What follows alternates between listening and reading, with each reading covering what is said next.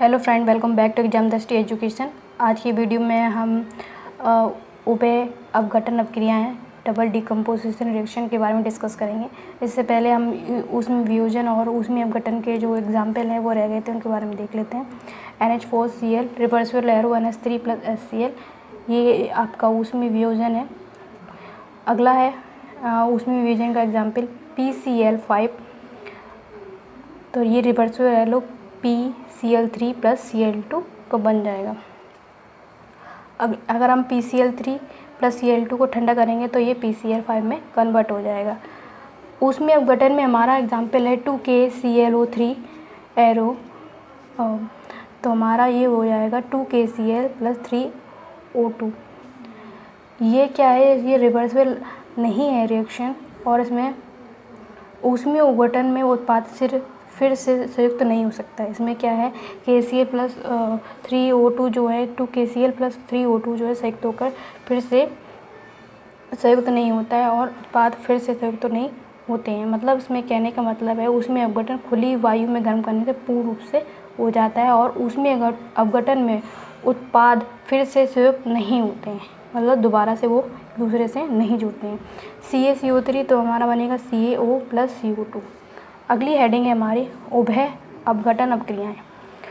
जिन रासायनिक अपक्रियाओं में यौगिक के आयनों एवं अवयवों का परस्पर स्थानांतरण या विनिमय हो जाता है तथा नए यौगिक बनते हों तो वे रासायनिक अपक्रियाएं उभय अपघटन अपक्रियाएं कहलाती हैं। ये अभिक्रियाएं यौगिकों के विलयन के मध्य होती हैं। उदाहरण, जब बेरियम क्लोराइड के विलयन में सोडियम सल्फेट का विलयन मिलाते हैं तो उनके आयन परस्पर बदल जाते हैं तथा बेरियम सल्फेट व सोडियम क्लोराइड बन जाते हैं। उदाहरण है बेरियम क्लोराइड BaCl2 + Na2SO4 आपका बनेगा BaSO4 + 2NaCl, तो आपका बन जाएगा बेरियम सल्फेट तथा सोडियम क्लोराइड। सेकंड एग्जाम्पल है हमारा CuSO4 copper sulphate + 2NaOH sodium hydroxide, तो हमारा बनता है CuOH का whole twice copper hydroxide + Na2SO4 sodium sulphate.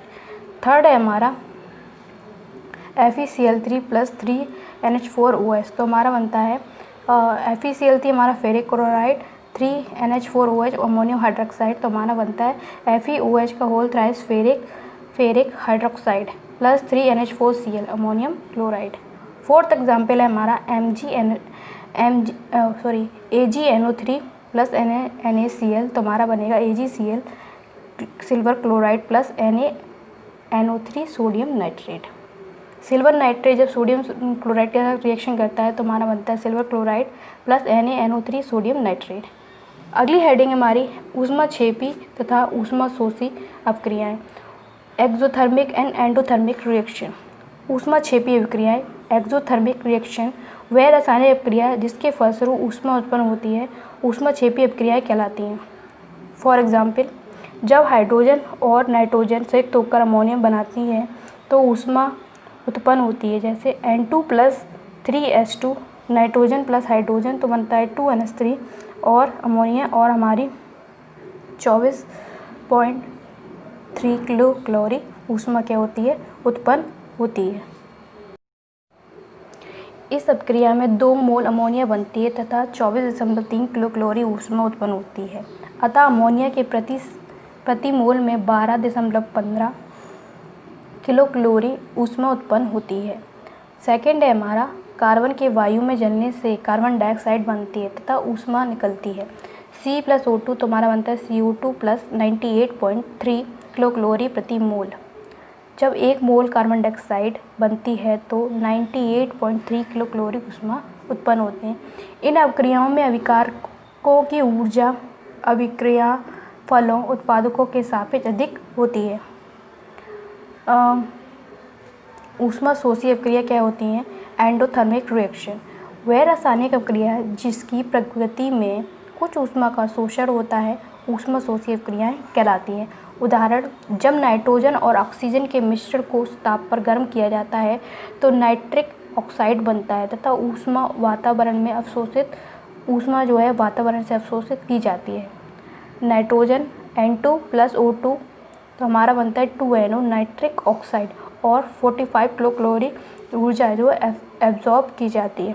Second example है हमारा हाइड्रोजन तथा ऑक्सीजन के संयोग से हाइड्रोजन आयोडाइड का बनना भी ऊष्माशोषी अभिक्रिया का उदाहरण है।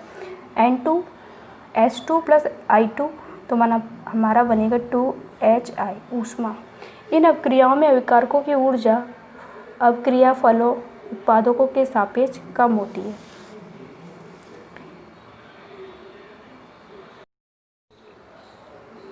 ऑक्सीकरण तथा अपचयन अभिक्रियाएं। इलेक्ट्रॉनिक अवधारणा। Oxidant and reduction reaction. Electronic concept. किसी परमाणु अणु या आयन में से इलेक्ट्रॉनों का पृथक होना ऑक्सीकरण कहलाता है। इसके फलस्वरूप धनात्मक संयोजकता बढ़ती है तथा अथवा ऋणात्मक संयोजकता घटती है जो पृथक हुए इलेक्ट्रॉनों की संख्या के बराबर होती है। इस क्रिया में इलेक्ट्रॉन निकलते हैं, अतः इसे डी इलेक्ट्रोनेशन भी कहते हैं या इसे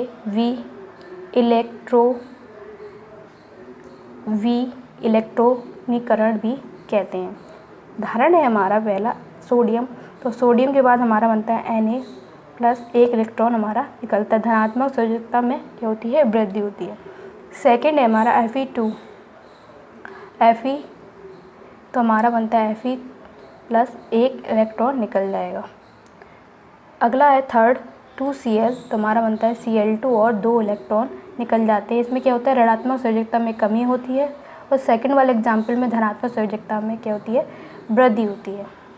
किसी परमाणु अणु या आयन के इलेक्ट्रॉन ग्रहण करने की क्रिया को अपचयन कहते हैं। इसके फलस्वरूप धनात्मक संयोजकता घटती है और ऋणात्मक संयोजकता क्या होती है, बढ़ती है, जो कि उदाहरण ग्रहण किए गए इलेक्ट्रॉनों की संख्या के बराबर होती है। इस क्रिया में इलेक्ट्रॉन ग्रहण होते हैं, अतः इसे हम इलेक्ट्रोनेशन या इलेक्ट्रॉनीकरण भी कहते हैं।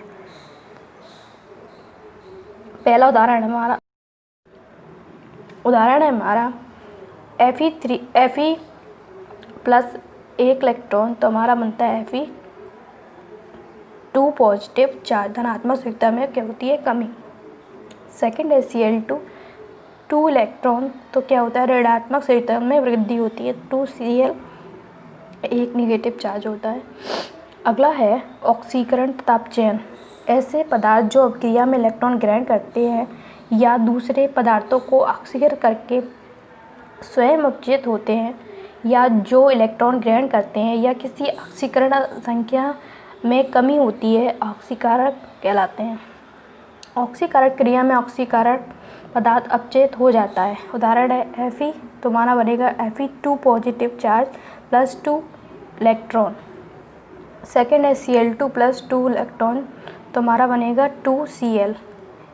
तो थर्ड है Fe प्लस Cl2 तो हमारा बन जाएगा Fe प्लस 2Cl। Fe ये क्या है, ऑक्सीकरण का एग्जाम्पल है। इस क्रिया में Fe और Fe2 पॉजिटिव चार्ज आयन में ऑक्सीकृत होता है। ऐसे पदार्थ जो अभिक्रिया में इलेक्ट्रॉन परित्याग करते हैं या दूसरे पदार्थों को अपचयित करके स्वयं ऑक्सीकृत होते हैं या 2 इलेक्ट्रॉन पृथक करते हैं या जिनकी ऑक्सीकरण संख्या में वृद्धि होती है, अपचायक कहलाते हैं। अपचयन की क्रिया में अपचायक पदार्थ ही ऑक्सीकृत हो जाते हैं। उदाहरण है हाइड्रोजन तो हमारा बनेगा 2H positive plus 2 electron. Second है Cl2 2 इलेक्ट्रॉन तो हमारा बनेगा 2Cl। थर्ड है H2 प्लस Cl2 तो हमारा बनेगा 2H positive charge plus 2Cl। तो ये क्या है, अपचायक। इस क्रिया में Cl2 और Cl आयन में अपचयित होता है। अगली हेडिंग है हमारी ऑक्सीकरण उपचयन अभिक्रिया या रिडॉक्स अभिक्रियाएं। परमाणु या आयन जिस अभिक्रिया में इलेक्ट्रॉन त्यागता है उसे हम ऑक्सीकरण और जिसमें इलेक्ट्रॉन ग्रहण करता है उसे अपचयन कहते हैं। ऑक्सीकरण तथा अपचयन क्रिया साथ साथ चलती हैं, क्योंकि जब कोई परमाणु या आयन एक इलेक्ट्रॉन त्यागेगा तो उसको ग्रहण करने वाला कोई परमाणु या आयन ही होगा। अर्थात जब किसी रासायनिक अभिक्रिया में एक पदार्थ का ऑक्सीकरण तथा दूसरे पदार्थ का अपचयन होता है तो इस क्रिया को ऑक्सीकरण अपचयन अभिक्रिया या रिडॉक्स अभिक्रिया कहते हैं, रिडॉक्स रिएक्शन कहते हैं। अर्थात वे अभिक्रिया जिनमें ऑक्सीकरण व अपचयन अभिक्रिया एक साथ होती है रिडॉक्स अभिक्रिया कहलाती है। जैसे उदाहरण है 2HgCl2 प्लस, इसका उदाहरण है 2HgCl2 प्लस SnCl2। HgCl2 अपचयित ऑक्सीकरण और SnCl2 ऑक्सीकृत अपचायक है। तो हमारा बनता है Hg2Cl2 प्लस SnCl4। उपयुक्त अपक्रिया में HgCl2 का Hg2Cl2 में उपचयन होता है और HgCl2, SnCl2 को SnCl4 में ऑक्सीकृत कर देता है। अतः इस अपक्रिया में HgCl2 ऑक्सीकारक का कार्य करता है और SnCl2 अपचायक का कार्य करता है। ठीक है, इस अपक्रिया को निम्नवत दर्शाया जा सकता है। पहली है Sn, तो हमारा Sn बनता है Sn 4 पॉजिटिव चार्ज और 2 इलेक्ट्रॉन। फिर है 2Hg 2 पॉजिटिव चार्ज और 2 इलेक्ट्रॉन, तो हमारा बनता है Hg2 और 2 पॉजिटिव चार्ज। अपचयन अपक्रिया है सेकंड वाली और ऊपर वाली है हमारी ऑक्सीकरण अपक्रिया। उपयुक्त आयनिक अपक्रियाओं को जोड़ने से रिडॉक्स अपक्रिया का निम्नलिखित आयनिक समीकरण प्राप्त होता है। जैसे 2Hg 2 positive charge plus Sn 2 positive charge, तो हमारा बनता है Sn 4 positive charge plus Hg2 और 2 पॉजिटिव चार्ज। इसमें क्या हो रहा है, रिडक्शन और ऑक्सीकरण और उपचयन अपक्रिया दोनों हो रही हैं, इसलिए इसको हम रिडॉक्स अपक्रिया कहते हैं। वीडियो अगर आपके लिए हेल्प कर रही है तो please like and subscribe and share this video. Redox अपक्रिया में क्या एक पॉइंट आपका याद रखना है कि रिडॉक्स अपक्रिया में क्या होता है, रिडक्शन और ऑक्सीडेशन दोनों साथ साथ हो जाता है। ठीक है, थैंक यू।